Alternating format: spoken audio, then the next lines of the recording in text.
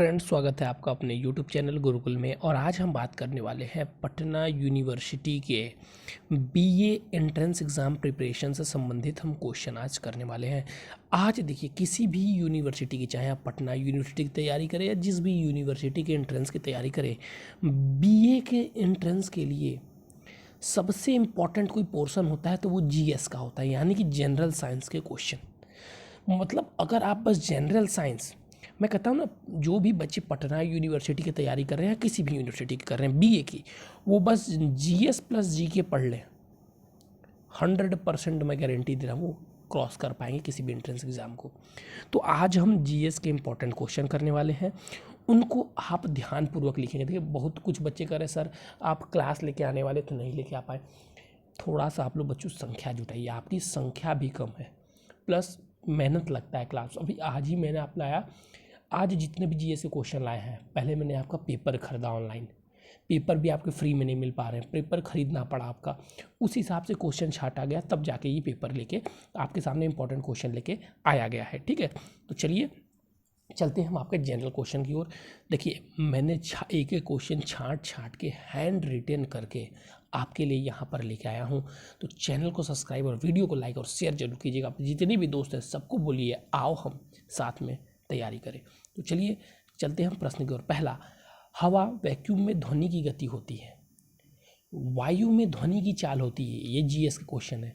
तो कितना है, 3.331, सॉरी 3 नहीं, मतलब 331 मीटर पर सेकेंड क्या होती है, हवा में ध्वनि की चाल कितनी होती है, 331 मीटर पर सेकेंड।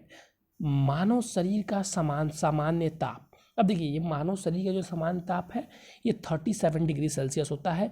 और अगर ये आपके पास ऑप्शन केल्विन में दिया हुआ है तो इसमें 273 क्या करेंगे हम, प्लस कर देंगे, तो ये केल्विन में कितना आ जाएगा, 310 आ जाएगा। अब देखिए फिर आता है प्रकाश है।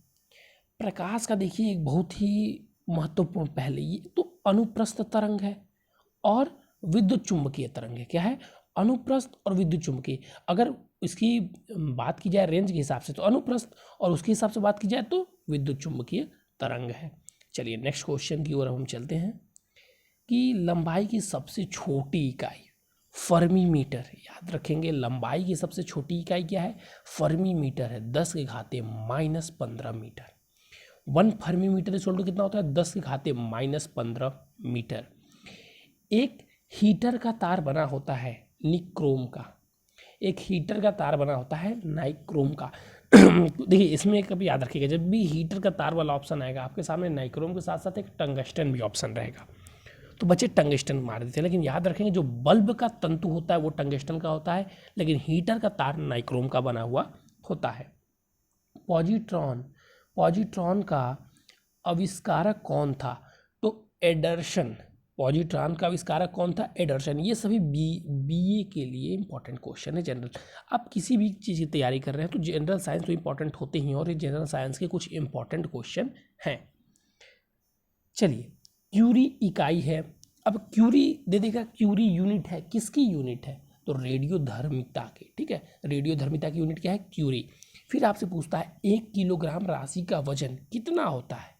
अब 1 किलोग्राम राशि का वजन यानी कि यहाँ पे वेट की बात कर रहा है, और ये होता है 9.8 न्यूटन। याद रखेंगे, किसी कोई वस्तु 1 केजी के जिसका मास है, किसी वस्तु का मास अगर 1 केजी है तो उसका वेट कितना होगा, 9.8 न्यूटन। ब्रह्मांड में सबसे अधिक मात्रा में कौन सा तत्व पाया जाता है, तो देखिए इसको याद रखेंगे। ब्रह्मांड में की जब बात करेंगे, जब ब्रह्मांड की बात करेंगे तो हम ऑक्सीजन पे टिक करेंगे। जब भी ब्रह्मांड की बात करेंगे किसको टिक करेंगे, ऑक्सीजन की। अभी अगर सन ले लेंगे आप सारी चीज़ें तब तो हाइड्रोजन हो जाएगा, लेकिन इस हिसाब से हम ऑक्सीजन हाइड्रोजन दोनों रहेंगे तो आप हाइड्रोजन पर टिक कर देंगे। लेकिन यहाँ ब्रह्मांड का मतलब यहाँ ऑक्सीजन की बात करेंगे। गोइटर या थोराइड ग्रंथि की वृद्धि किस कमी के कारण होती है, तो आयोडीन की। थायराइड ग्रंथि की वृद्धि किसके कारण होती है, आयोडीन की कमी के कारण होती है। साइटोलॉजी क्या है, स्टडी ऑफ सेल, कोशिका के अध्ययन को साइटोलॉजी बोलते हैं। रोग, एथलीट फुट किसके कारण होता है? तो कवक के कारण। एथलीट फूट किसके कारण होता है? कवक, उसको फंगी भी हम लोग बोलते हैं। देखिए मैंने यहाँ पे इसलिए इंग्लिश भी लिख दिया है कि जो इंग्लिश मीडियम वाले बच्चे हैं उन्हें भी परेशानी ना हो। रक्त है, अब रक्त क्या है, कौन किस प्रकार का ऊतक है? तो रक्त संयोजी ऊतक है। फिर पूछता है कोशिका का पावर हाउस किसे बोला जाता है? कोशिका का पावर हाउस किसे बोला जाता है? तो माइक्रोकॉन्ड्रिया को कोशिका का पावर हाउस बोला जाता है। कोशिका का पावर हाउस किसे बोला जाता है? तो कोशिका का पावर हाउस माइक्रोकॉन्ड्रिया को बोला जाता है। फिर अगर नेक्स्ट क्वेश्चन की ओर हम आए तो मानव शरीर में विटामिन ए कहाँ होता है? तो इसका ऑप्शन यहाँ पे छिप गया है, ये लीवर हो जाएगा। मानव शरीर में विटामिन ए कहाँ होता है? मानव शरीर में विटामिन ए लीवर में होता है। विकास के सिद्धांत के जनक है, विकास के सिद्धांत के जनक डार्विन, ये हम सब ने पढ़ा होगा। विकास के सिद्धांत के जनक कौन है? डार्विन। कौन सा रंग अधिकतम ऊर्जा रखता है? तो बैगनी प्रकाश, और सबसे कम लाल प्रकाश। ऊर्जा पूछ रहा है, तरंग दैर्घ्य नहीं। कौन सा प्रकाश सबसे अधिक ऊर्जा रखता है? बैगनी, और सबसे कम ऊर्जा लाल। और पूछ सकता है अगर सबसे अधिक तरंग दैर्घ्य तो लाल, और सबसे कम बैगनी। सौर विकिरण, अच्छा ये पूछ रहा है आपसे, तो ये पूछ रहा है किससे? ये जो वर्ण विक्षेपण 7 कलरें निकलती हैं उससे संबंध में पूछ रहा है। आप सारे रंग को आप मत लेने लगेगा क्योंकि मेन कलर 7 वही होते हैं। सौर विकिरण नापा जाता है पाइरोमीटर से। सौर विकिरण नापा जाता है। अब पूछ लेगा आपसे, दिया रहेगा बहुत सारे, तो उसमें आपको पाइरोमीटर टिक करना रहेगा। सौर मीटर किससे नापा जाता है? सौर विकिरण पाइरोमीटर से नापा जाता है। एक्स रे के आविष्कारक कौन है? तो रॉन्गटन, जो रॉन्गटन है वो क्या है? एक्स रे के आविष्कारक है।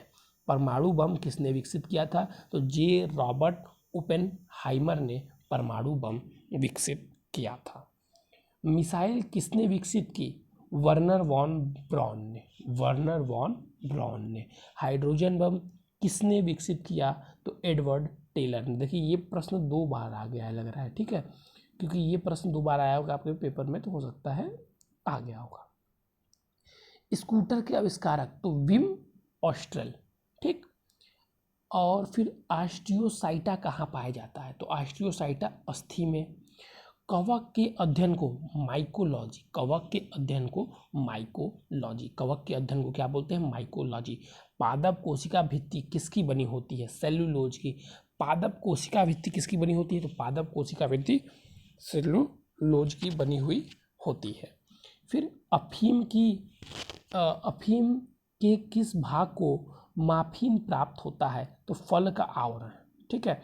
सबसे छोटा फूल वाला पौधा वोल्फिया, बहुत बार पूछा जाता है। सबसे छोटे फूल वाला पौधा कौन सा है? वोल्फिया। दुनिया का सबसे लंबा पौधा यूक्लिपस, ठीक है। किस प्रकार का पौधा सूर्य प्रेमी पौधा कहलाता है? तो हेलियोफाइटा, हेलियोफाइटा। याद रखें, मैंने वीडियो स्टार्ट होने से पहले ही बता दिया, आप किसी भी बीए का प्रिपरेशन कर रहे हैं तो बस आप जीएस प्लस जीके बना लीजिए, और जीएस और जीके दोनों हम आपको देंगे, ठीक है। साथ में रीजनिंग आता है तो रीजनिंग भी देंगे।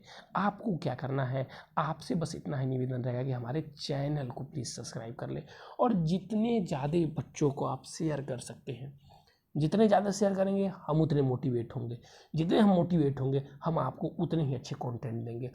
अभी देखिए मैं एक बुक खरीदने के लिए सोच रहा हूँ। एक बुक आती है पटना यूनिवर्सिटी की एंट्रेंस की तैयारी के लिए, अच्छी बुक है। आप कहेंगे तो आपको ही बता दूंगा, लेकिन आप क्यों खरीदेंगे? हम उस बुक को भी लेते हैं और उस बुक में से इंपॉर्टेंट छांट के आपको दे देंगे। फिर एक और बुक जो आती है, 2-3 बुक खरीदते हैं, उसमें से छांट के ऐसे तैयारी करवाते हैं हम लोग। थोड़ा सा आप लोग भी सपोर्ट करेंगे तो हमें मोटिवेशन मिलेगा, तो हम मतलब एक्सपेंसेस करने पर भी हमें विचार करने की आवश्यकता नहीं होगी। तो चलिए आज के बस इतना ही। Thank you, have a nice day. अपना सपोर्ट बनाइए, आगे बढ़ाइए। Thank you.